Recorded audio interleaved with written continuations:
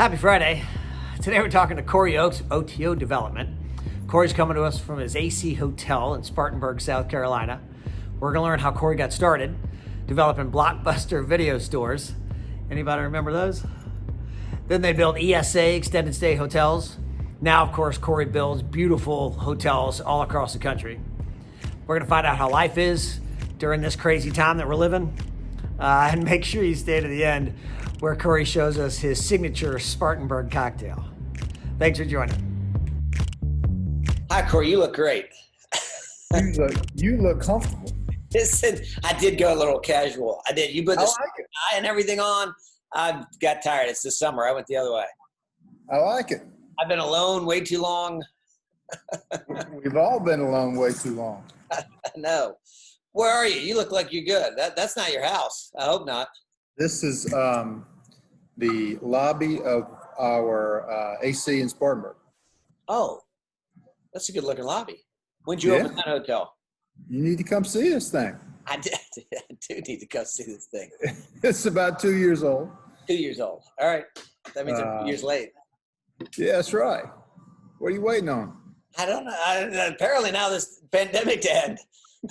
I don't know when that's going to happen. Maybe 2 more years before I can get there. Corry, what are we doing? Why are we in this industry?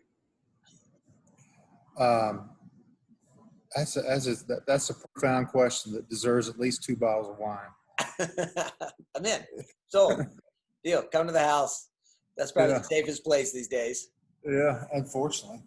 I mean, it is. It's just sad. It is. So, thank you for coming on. You're a good man. Absolutely. Thanks for having me. And I wanted to get started, and I was thinking through all this stuff when we were going to talk, and I go back through. I should ask you, how'd you get into the business and how'd you get started? But I'm gonna answer some things for you. But I was remembering the ESA days.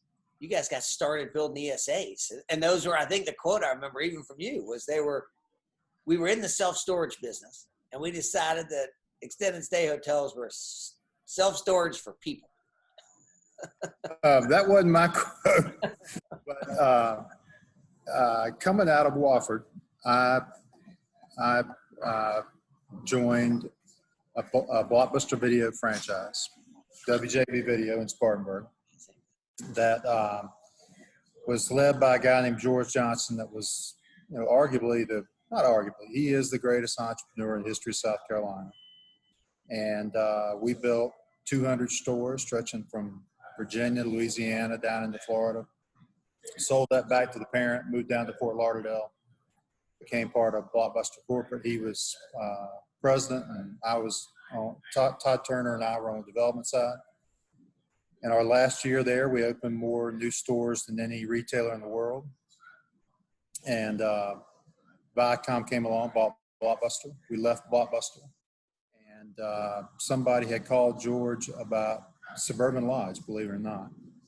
And looked at that and said, it's rental. We look, what are the things we like in businesses, business models? Rental, recurring revenue, high margin.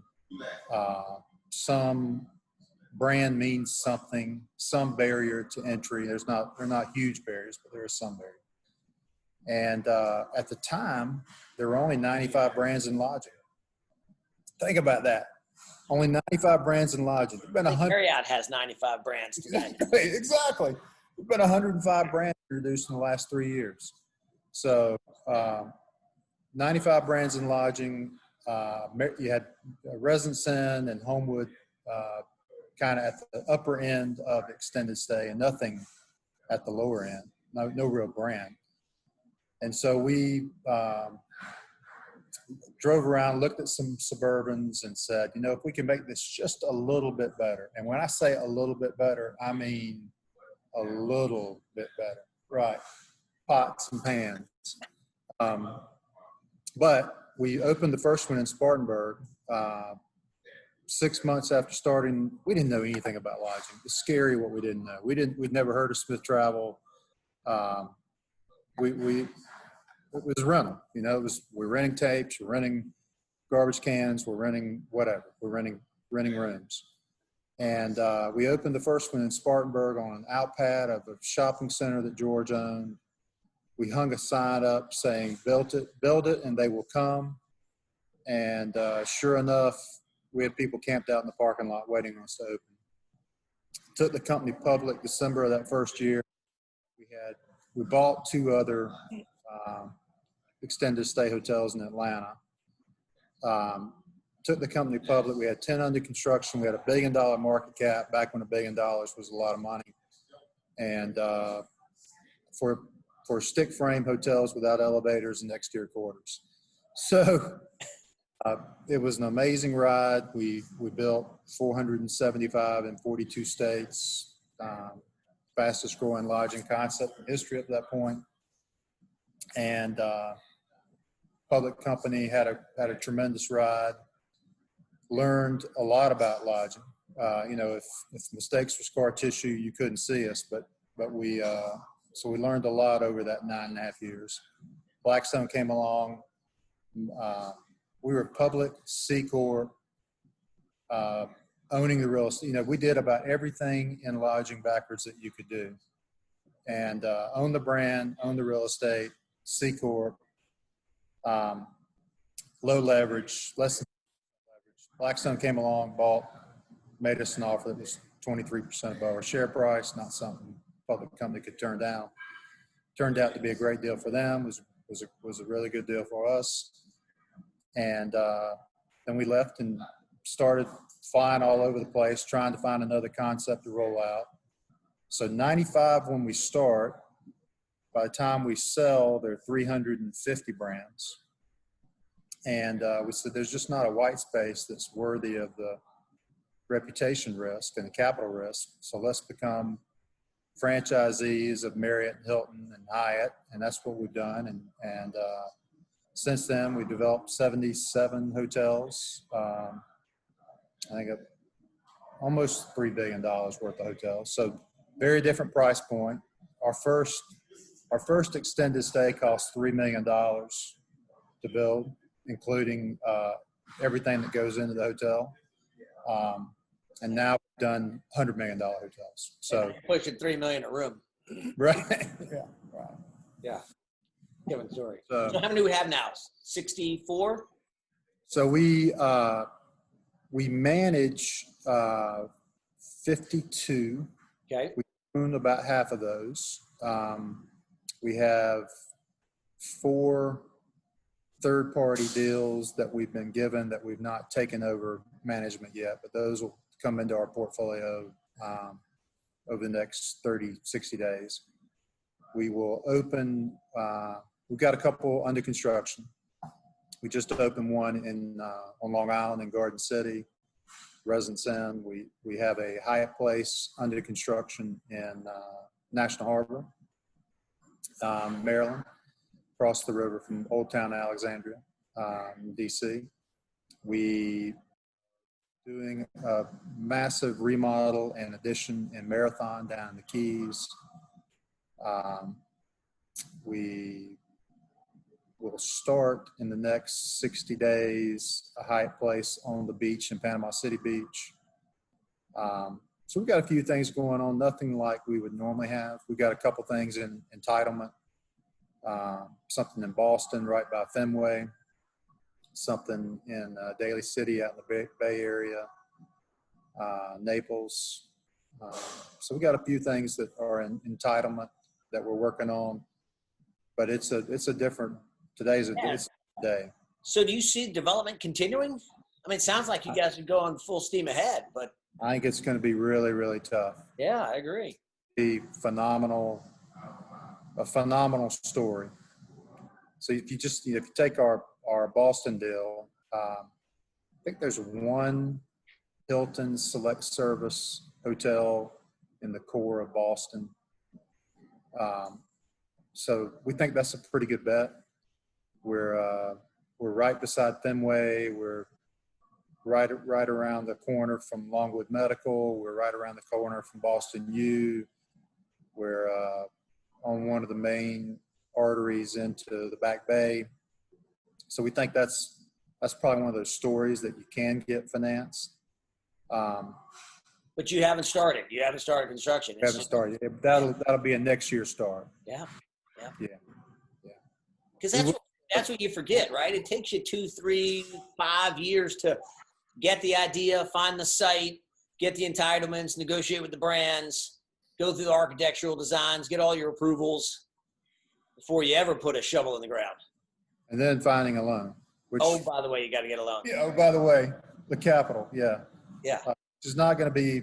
It'll be fascinating to watch what happens with the brand pipelines over the next 12, 18 months, because they've been approving every month record, for years, record numbers of new hotels. And there's no way most of those get financed anytime soon. Yeah, I see new construction grinding to a halt with the exception of the really talented developers in the industry like yourself and really, really good projects. But even those are going to be really difficult. So I don't know, maybe there's a supply story there that helps us come out because the demand's evaporated. Right. But it's going to be a big trick going forward. Don't you agree? I think it's going to be, unfortunately, I think you're going to see pipelines, as you said, evaporate. A lot of these projects that were underwritten with 3+% RevPAR growth, with 70+% loan to cost, with L300 debt. Those days are gone, and without that, they won't pencil. They won't be able to capitalize them, and those they won't appraise. No, right. Anyway, all right. So let's back up. So after the ESA stuff, you guys got into development, or were in development big time, and then you started developing the franchised hotels, and you developed some really impressive stuff. You're in Spartanburg, South Carolina, so starting in the Southeast, but now you're, as you just said, in the major cities, Northeast, West Coast, major California cities with really good projects. To your point, $100 million type projects. But you got the coasts covered. What do you see in market to market, brand to brand? Teague, I think it's what you've heard from a lot of people in these calls you've been doing. The drive to coastal, vacation oriented. People are dying to get out of their house. Yeah. It's absolutely going crazy. And so people are taking advantage of those opportunities. If you go to the beach in Charleston today and walk down the beach, it's packed. There are people, and they're not social distancing, and they're living life. So we have markets like that are not massive hotels, that are not resort hotels that are doing well. Places like New York City, we have a couple hotels in New York City. It's tough. Not many times I can't ever recall really at any hour of the day walking down 42nd Street in the middle of Times Square, and the only people you see are homeless and a couple police officers. So it's just a tragic state of the world right now, and it'll have profound repercussions on many industries, certainly on ours. We have a big presence in the Bay Area. The Bay Area is tough right now. When you have Google and Facebook and LinkedIn, and you pick another technology company, all competing with one another to push out when they're going to return to work.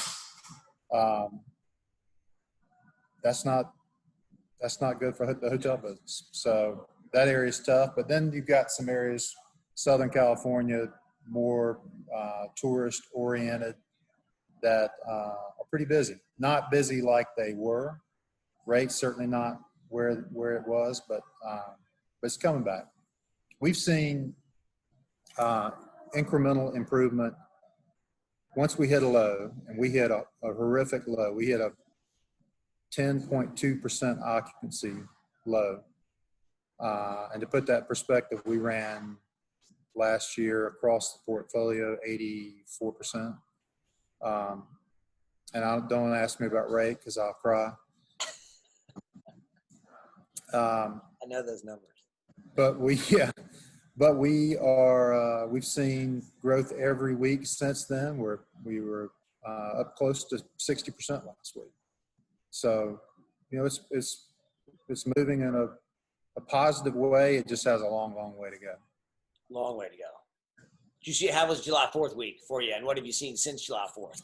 Up or down? We're taking one good Yeah, we saw a little, there's a little bit of, there's some noise in there because we have a lot of Hilton product and you had the end of the Hilton First Responders medical support program. So you had some billing that kind of rolled through the system then that maybe impacted numbers some, but we saw a little bit of a drop last week, but this week has continued to kind of come back. We're all looking for any sign that we can be encouraged by. We had our best week for booking in the middle of May. I think the week of May 18th, something like that. The second best week we've had since this all happened was last week. So, that's somewhat encouraging. And of course, you're doing that in the face of a bunch of hotels that were closed starting to reopen. So you're seeing some supply that was offline coming back online. And if you can continue to see occupancy growth and hopefully begin to find stable ground with rate, then those are encouraging signs. I wouldn't tell you we found stable ground with rate yet. It's a different customer, and that's okay. Do you think I know some of your projects, you mentioned Key West project. I think you got a St. Pete project, some beachfront stuff. Yep. You see that be in the direction of where you think positive hotel momentum might be in the future?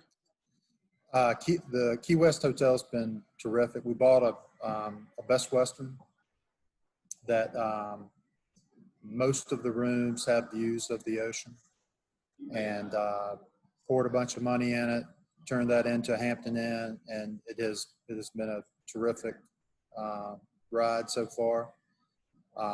Obviously, when they shut down the Keys, it's not surprising what that does to the hotel business. Yeah. But once they opened things back up, really before they opened things back up, we were getting some key. I'm drawing a blank on the word, the term, essential business. If you're a hairdresser and you feed your family by cutting hair, I think you're pretty dang essential. This idea of shutting down all these jobs because they're deemed non-essential is just bizarre to me. But talk about the cash burn, because that's the reality, right? So, from a cash burn perspective, we're not worried about giving properties back. We've made our lenders are our partners. Partnership is one of our guiding principles, and we'll see our way through the storm. We're still a long way though from getting to break even. So the cash burn is real, and that's what caused part of the action we had to take last week. Yeah, I mean, again, you're not alone. That's what everybody's working through. But it's good. I know your partners are well heeled, and I know you got good banking relationships. So, give me some idea of what the banks are doing with you. Forbearance, interest only, that's the standard stuff we're hearing. Our key banking partners have been terrific, and we jumped on the phone with them early. So we were calling them 1st of March to say, hey, this is serious. This is what we think is going to happen. And they really were not, I think that it surprised everybody. So, but we are big believers in frequent, transparent communication. And when you have that kind of relationship, you work through problems. Now going forward, it'll be fascinating to watch. I'm not sure the banks will continue to be quite as lenient as they have been up until now. And you know, we didn't sign up for equity risk. We're not taking equity risk. So be interesting to see what happens then, and barring some kind of miraculous turnaround, we're going to see a lot of change in our industry. We're going to, you know, it breaks your heart to see people that have worked really, really hard, scratched and clawed to build up some family wealth, and see it wiped out by a virus. I mean, a virus, not something they did, not something the economy did around them, not a change in technology, a freaking virus. But that's where we find ourselves, and unfortunately, I think it will have some pretty profound ramifications on the industry and the makeup of the industry, who's in it, who might not be in it. Talk about the universities. I know you're heavily involved in your alma mater, Wofford. Are we going to have kids in classes come this fall? That's a heck of a riddle right now, and every institution is trying to figure it out. I think that the economic impact of not bringing kids back to school is pretty profound, and it'll be profound for the big institutions, the state institutions, but it'll be really, really profound for the smaller institutions. You know, your alma mater, PC, Wofford, we're tuition driven, and so many of the smaller schools across the country are tuition driven, and the people can talk about Zoom or online. It's not the same. It is not the same experience. And if that is the road that we are forced to travel, I think you could see a dramatic hit to a lot of smaller colleges. I think you're right. Well, you're a good man, Corry. Give me some good news. Let's end on some good news. I need something positive. Well, let's see. I'm going to show you, to anybody watching this, travel. Get out of your office. Get out of your home office. Get back on the road. Come on, jump in. The water's fine. Let's get back to work. If we're not traveling, we shouldn't expect the public to be traveling. So I'm today calling you from the lobby of our AC Hotel in Spartanburg, South Carolina. For those of you who've never been here, it'd be a fantastic weekend experience. We can, it's not Margaritaville, but it is a really cool lobby. We do some really cool drinks. You can watch great Wofford football, great Wofford basketball, have a nice beer at the brewery at RJ Rockers across the street, listen to some bluegrass music, eat some good food. Come to Spartanburg. Bring the wife, bring the kids. Absolutely. Or don't. Absolutely. So at our ACs, we kick off happy hour with some type of lobby event. In San Francisco, everybody knows about the fog in San Francisco, and we have a deal where the bartender tells a story about the fog. The fog out there is called the Carl, and so we have a special drink, the Carl, and it some dry ice rolls across the top of the bar, and he makes these cool cocktails and tells a story. So we do that in all our ACs. So what's the name of that drink? It's not the fog. It's called the Carl. The Carl, yeah. Okay. So you need to come to South. You need to come to South San Francisco. Great. See our hotel, and I'll buy you the Carl. Great. Here in Spartanburg, Michael with me, and Michael's going to walk us through the story of Spartanburg. I'm excited. Let's do it, Michael. So yeah, here in Spartanburg, kind of along those same lines, we do have that ritual that we do every day. and ours is based on trains. Hub City was a place where trains came frequently, kind of got the name Hub City. And so the Crescent train was a train. It's no longer running as the Crescent train, but it ran from the early 1900s through the mid 1980s, I want to say. It was an elegant train. It ran from New Orleans all the way up to New York in a crescent-shaped route, and it stopped right here in Spartanburg. Peaches were one of the biggest exports from Spartanburg on the train back in the day. It was also a really elegant train, first of its kind. It was kind of like the Titanic of trains. All the seats faced outward. There had different cars. There was a dining car. There was shower cars, both for men and women, smoking trains. It was really one of a kind, especially in the time that it was running. One of the coolest things is it was never late. All the other trains actually stopped, so the Crescent was on the correct time route to continue either all the way up to New York or back down to New Orleans. So we decided to come up with a little drink. It's our spin on a Long Island iced tea. And so I was going to go ahead and make it for you guys real quick. We typically blow a train whistle, kind of signaling the start to that ritual, and then we start the drink. I need to hear the train whistle, Michael. All right. Take that for you. Do a little train sound here.